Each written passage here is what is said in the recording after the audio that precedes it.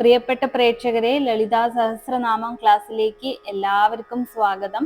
കഴിഞ്ഞ ക്ലാസ്സുകളിലായിട്ട് നമ്മൾ 3 ശ്ലോകങ്ങൾ പഠിച്ചു കഴിഞ്ഞു. ലളിതാ സഹസ്രനാമത്തിലെ 3 ശ്ലോകങ്ങളും കൂടാതെ 4 വന്ദന ശ്ലോകങ്ങളും നമ്മൾ പഠിച്ചു കഴിഞ്ഞു.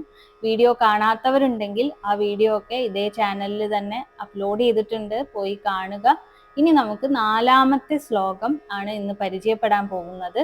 4ാമത്തെ ശ്ലോകത്തിൽ ദേവിയുടെ മുടിയെയും കിരീടത്തിനെയുമാണ് വർണ്ണിക്കുന്നത്. ദേവിയുടെ മുടിയിൽ ചൂടിയിരിക്കുന്ന കുറച്ച് പുഷ്പങ്ങളും കിരീടം എപ്രകാരമാണുള്ളത് എന്നൊക്കെയാണ് 4ാമത്തെ ശ്ലോകത്തിൽ പറയുന്നത്. ആദ്യം നമുക്ക് ശ്ലോകം പരിചയപ്പെടാം. ശ്ലോകം ഇങ്ങനെയാണ്: ചമ്പകാശോക പുന്നാക സൗഗന്ധിക ലസത്കജ കുരുവിന്ദ മണിശ്രേണി കനത്കോടീര മണ്ഡിത. ചമ്പകാശോക പുന്നാക സൗഗന്ധിക ലസത്കജ കുരുവിന്ദ മണിശ്രേണി കനത്കോടീര മണ്ഡിത. ചമ്പകപ്പൂക്കൾ, അശോകപ്പൂക്കൾ, പുന്നാകത്തിന്റെ പൂവ്, സൗഗന്ധിക ലസത്കജ. സൗഗന്ധിക എന്ന് പറഞ്ഞാൽ താമര എന്നാണ് അർത്ഥം. ലസത് എന്നാൽ ശോഭിക്കുന്ന എന്നാണ് അർത്ഥം. കജ എന്നാൽ മുടി എന്നാണ് അർത്ഥം. കൂട്ടി വായിക്കുമ്പോൾ ശോഭിക്കുന്ന മുടി, ലസത് കജ. എന്തുകൊണ്ടാണ് ദേവിയുടെ മുടി ശോഭിക്കുന്നത്? പൂക്കൾ കൊണ്ടാണ് ദേവിയുടെ മുടി ശോഭിക്കുന്നത്. ഏതൊക്കെ പൂക്കളാണ് ദേവിയുടെ തലയിൽ, മുടി ചുരുളുകളിലുള്ളത്? ചമ്പകം, അശോകം, പുന്നാകം, സൗഗന്ധികം. സൗഗന്ധികം എന്നാൽ താമര എന്നാണ് ഇവിടെ അർത്ഥം. ഈ 4 പുഷ്പങ്ങളാണ് ദേവി ചൂടിയിരിക്കുന്നത്, അല്ലെങ്കിൽ ഈ 4 പുഷ്പങ്ങളാലാണ് ദേവിയുടെ മുടി അലങ്കരിക്കപ്പെട്ടിട്ടുള്ളത്. പുഷ്പങ്ങൾക്ക് എന്തെങ്കിലും പ്രത്യേകത ഉണ്ടോ എന്ന് ആദ്യം നമുക്കറിയാം. പ്രാണോർജത്തെ വഹിക്കാനായിട്ട് പുഷ്പങ്ങൾക്ക് കഴിവുണ്ട്. എല്ലാ പുഷ്പങ്ങളും നിങ്ങൾക്ക് എല്ലാവർക്കും അറിയുന്നതായിരിക്കും. എല്ലാ പുഷ്പങ്ങളും നമ്മൾ പൂജയ്ക്ക് എടുക്കാറില്ല. ചിലതരം പുഷ്പങ്ങൾ മാത്രമാണ് പൂജയ്ക്ക് എടുക്കുന്നത്. അല്ലാതെ എല്ലാ പുഷ്പങ്ങളും, നിങ്ങളൊക്കെ വീട്ടിൽ പൂജ ചെയ്യുന്ന ആളുകളാണെങ്കിൽ പൂജയ്ക്ക് വേണ്ടി മാത്രം ഉള്ള പുഷ്പങ്ങളുണ്ട്, അത് മാത്രം പൂജ ചെയ്യാൻ വേണ്ടി ഉപയോഗിക്കുക. അല്ലാത്ത പുഷ്പങ്ങൾ ഉപയോഗിക്കുന്നത് കൊണ്ട് പ്രത്യേകിച്ച് ഒരു ഗുണവും ലഭിക്കാൻ പോകുന്നില്ല. ആ പുഷ്പങ്ങളിൽ ഊർജപ്രവാഹം ഉണ്ടാവണമെന്നും ഇല്ല.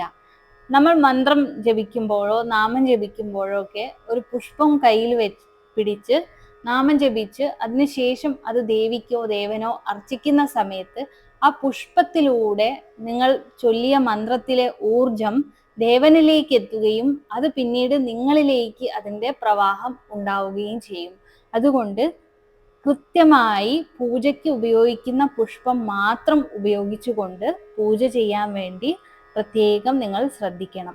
പ്രാണോർജത്തെ വഹിക്കാൻ പുഷ്പങ്ങൾക്ക് പ്രത്യേക കഴിവുണ്ട്. ഇനി അടുത്ത ഈരടി പരിചയപ്പെടാം. കുരുവിന്ദ മണിശ്രേണി കനത്കോടീര മണ്ഡിത. ദേവിയുടെ കിരീടത്തിനെ കുറിച്ചാണ് വർണ്ണിക്കുന്നത്. ദേവിയുടെ കിരീടം എപ്രകാരമുള്ളതാണ് എന്നാണ് ഈ വരിയിലൂടെ നമുക്ക് മനസ്സിലാക്കാൻ സാധിക്കുക. കുരുവിന്ദ മണിശ്രേണി. കുരുവിന്ദം എന്നാൽ മാണിക്യം എന്നാണ് അർത്ഥം. കുരുവിന്ദമണി എന്ന് പറഞ്ഞാൽ മാണിക്യമണികൾ. ശ്രേണി എന്നാൽ നിരനിരയായി അറേഞ്ച് ചെയ്ത് വെക്കുക, അങ്ങനെയുള്ളതിനെയാണ് കുരുവിന്ദ മണിശ്രേണി. മാണിക്യമണികൾ നിരനിരയായി പ്രത്യേക രീതിയിൽ അറേഞ്ച് ചെയ്ത് വെച്ചതാണ് ദേവിയുടെ കിരീടത്തിലുള്ളത്. കനത്കോടീര മണ്ഡിത. ആ കിരീടം എങ്ങനെയുള്ളതാണ്? കനത്കോടീര മണ്ഡിത. കനത് എന്നാൽ തിളങ്ങുന്ന എന്നാണ് അർത്ഥം. കോടീരം എന്നാൽ കിരീടം എന്നാണ് അർത്ഥം. മണ്ഡിത എന്നാൽ ചേർന്നവൾ എന്നാണ് അർത്ഥം. കൂട്ടി വായിക്കുകയാണെങ്കിൽ കുരുവിന്ദ മണിശ്രേണി കനത്കോടീര മണ്ഡിത. കുരുവിന്ദം, മാണിക്യമണികൾ നിരനിരയായി വെച്ചിരിക്കുകയാണ് ദേവിയുടെ കിരീടത്തിൽ. ആ കിരീടം മാണിക്യമണികളൊക്കെ ഉള്ളത് കൊണ്ട് തിളങ്ങുകയാണ്, അതിപ്രസരമുണ്ട്. മാണിക്യത്തിന്റെ തിളക്കം ദേവിക്ക് കൂടുതൽ ശോഭ കൊടുക്കുകയാണ്. അല്ലെങ്കിൽ നമുക്ക് ഇങ്ങനെ പറയാം, ദേവിക്ക് ശോഭയുടെ ആവശ്യമില്ല, ദേവി സ്വയം ശോഭിക്കുന്നവളാണ്. അതിൻ്റെ കൂടെ ഈ ദേവിയുടെ ശോഭ കാരണം മാണിക്യമണികൾ തിളങ്ങുന്നുണ്ട്. അങ്ങനെ വേണമെങ്കിൽ നമുക്ക് അർത്ഥമായിട്ടെടുക്കാം. കുരുവിന്ദ മണിശ്രേണി കനത്കോടീര മണ്ഡിത. വളരെ കൃത്യമായി അടുക്കി വെച്ചിരിക്കുന്ന മാണിക്യമണികൾ. അതുകൊണ്ടാണ് ദേവിയുടെ കിരീടം നിർമ്മിക്കപ്പെട്ടിരിക്കുന്നത്. ആ കിരീടം ദേവിക്ക് ശോഭ നൽകുന്നു എന്നൊരർത്ഥമെടുക്കാം. അല്ലെങ്കിൽ ആ മണികൾക്ക് ദേവി ശോഭ നൽകുന്നു എന്നൊരർത്ഥം കൂടി നമുക്ക് എടുക്കാം. ഇതാണ് 4ാമത്തെ ശ്ലോകം. ശ്ലോകം ഒന്നുകൂടി പറയാം. ചമ്പകാശോക പുന്നാക സൗഗന്ധിക ലസത്കജ കുരുവിന്ദ മണിശ്രേണി കനത്കോടീര മണ്ഡിത. ഇതിന്റെ അർത്ഥം എല്ലാവർക്കും മനസ്സിലായി എന്ന് കരുതുന്നു. ഈ വരികൾ നിങ്ങൾ വീട്ടിൽ ഇന്ന് തന്നെ ഇരുന്ന് പ്രാക്ടീസ് ചെയ്യുക. കാണാതെ പഠിക്കാൻ വേണ്ടി ശ്രദ്ധിക്കുക. നിത്യേന ഇങ്ങനെ പഠിക്കുന്ന സമയത്ത് നിങ്ങളുടെ മനസ്സിൽ ഇതൊക്കെ നിൽക്കും. ഇനി കഴിഞ്ഞ ക്ലാസ്സുകൾ കേട്ട ആളുകൾക്ക് വേണ്ടിയിട്ട് ഒന്നുകൂടി മുന്നത്തെ ക്ലാസ്സുകളിൽ പറഞ്ഞ ശ്ലോകങ്ങളും ഇന്നത്തെ ശ്ലോകങ്ങളും കൂടി ചേർത്ത് ഇവിടെ പറഞ്ഞു തരാം. ഒന്നുകൂടി മനസ്സിൽ പതിയാൻ വേണ്ടിയിട്ടാണ് അത് പറയുന്നത്. അർത്ഥം പറയുന്നില്ല. അർത്ഥം നിങ്ങൾ വീഡിയോയിൽ പോയി കാണുക. ചാനലിൽ വീഡിയോയിൽ പോയി കാണാം. പ്ലേലിസ്റ്റ് ഉണ്ടാക്കി വെച്ചിട്ടുണ്ട്, അതിൽ പോയി കാണാം.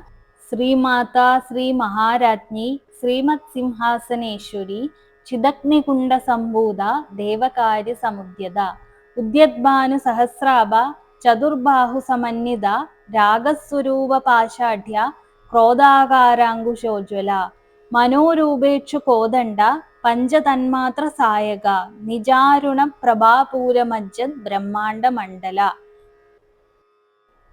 ചമ്പകാശോക പുന്നാക സൗഗന്ധിക ലസത്കജ കുരുവിന്ദ മണിശ്രേണി കനത്കോടീര മണ്ഡിത. ഇത്രയാണ് നമ്മൾ മുന്നത്തെ ക്ലാസ്സുകളിലായി പഠിച്ചിട്ടുള്ളൂ. ഇത്രയും വരികൾ മാത്രമേ പഠിച്ചിട്ടുള്ളൂ. ഈ വരികൾ നിങ്ങൾ ഓർത്തെടുത്ത് അതിന്റെ അർത്ഥം മനസ്സിൽ ഏകദേശം അർത്ഥം കുറിച്ചു വെക്കുക. നമ്മൾ പറഞ്ഞ അർത്ഥം ഏകദേശം അറിഞ്ഞാൽ മതി. കൂടുതലായൊന്നും വലിയ പാണ്ഡിത്യമുള്ളവരെ പോലെ നമ്മൾ അറിയേണ്ട ആവശ്യമൊന്നുമില്ല. അമ്മ എല്ലാവരെയും അനുഗ്രഹിക്കും. ഏകദേശം ഒരു അർത്ഥം പിടികിട്ടുമ്പോൾ നമ്മൾ ദേവിയെ കൂടുതലായിട്ട് അറിയാൻ സാധിക്കും. നമുക്ക് ദേവിയെ കൂടുതലായി അറിയാൻ സാധിക്കും. അതിനു വേണ്ടിയിട്ടാണ് ഈ അർത്ഥം മനസ്സിലാക്കി വെക്കണം എന്ന് പറയുന്നത് പോലും. അല്ലാതെ ഈ മന്ത്രത്തിന് തന്നെ അതിന്റെ ശക്തിയുണ്ട്. നമ്മൾ ഒരുപാടൊന്നും അർത്ഥം പഠിക്കേണ്ട ഒരാവശ്യമില്ല. മന്ത്രത്തിന്റെ ആ നിഗൂഢമായ ശക്തി കാരണം, ഉജ്ജ്വലമായ ശക്തി കാരണം നമുക്ക് ആയുസ്സും ആരോഗ്യവും ധനവും ദേവിയുടെ അനുഗ്രഹവും എല്ലാം തന്നെ ഉണ്ടാവും. അതുകൊണ്ട് ഈ ക്ലാസ് വരെ എല്ലാവരും നല്ല രീതിയിൽ പഠിക്കുക. മന്ത്രമൊക്കെ നന്നായി ചൊല്ലാൻ പഠിക്കുക. ലളിതാ സഹസ്രനാമം ചൊല്ലുമ്പോൾ ഒരു കാര്യം ശ്രദ്ധിക്കേണ്ടത്, എപ്പോഴും അക്ഷരസ്ഫുടതയോടെ ചൊല്ലാൻ ശ്രമിക്കുക. അല്ലാതെ രീതിയൊന്നും വേണ്ട യാതൊരു ആവശ്യമില്ല. ചില സ്ഥലങ്ങളിൽ നിർത്താൻ പാടില്ല, ചില സ്ഥലങ്ങളിൽ നിർത്തണം. അങ്ങനെ ആ ഒരു രീതിയിൽ ചൊല്ലുക. ആ രീതിയിൽ ചൊല്ലുമ്പോഴാണ് പ്രാണോർജം വർദ്ധിക്കുക, നമ്മുടെ ഊർജം വർദ്ധിക്കുക. അതിനു വേണ്ടി മാത്രമാണ് ഇങ്ങനെ രീതി പറയുന്നത്. ചില സ്ഥലത്ത് നിർത്തേണ്ടി വരും, ചില സ്ഥലത്ത് നിർത്താതിരിക്കണം. അങ്ങനെയാണ് ലളിതാ സഹസ്രനാമം ചൊല്ലേണ്ടത്. അല്ലാതെ മറ്റൊരു കാര്യവും ഇല്ല. നിങ്ങൾ കുളിച്ച് വൃത്തിയും ശുദ്ധിയോടും കൂടി ലളിതാ സഹസ്രനാമം ചൊല്ലുക. ദേവിയുടെ കൃപാ കടാക്ഷം എല്ലാവരിലും വന്നു ചേരട്ടെ എന്ന് പ്രാർത്ഥിച്ചുകൊണ്ട് നമുക്ക് അടുത്ത ക്ലാസ്സിൽ കാണാം. ഇന്നിവിടെ നിർത്തുകയാണ്. എല്ലാവർക്കും നന്ദി, നമസ്കാരം.